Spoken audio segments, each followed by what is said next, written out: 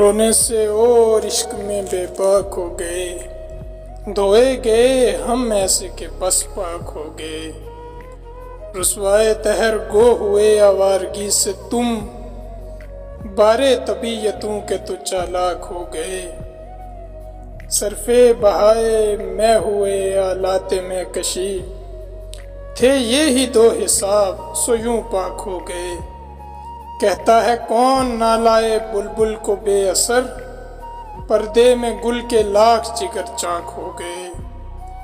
پوچھے ہے کیا وجود و عدم محل شوق کا، آپ اپنی آگ کے خس و خاشاک ہو گئے۔ اور کرنے گئے تھے اس سے تغافل کا ہم گلہ، کی ایک ہی نگاہ کے بس خاک ہو گئے۔ پوچھے ہے کیا معاش جگر تفتگان عشق، جوں شمع آپ اپنی وہ خوراک ہو گئے۔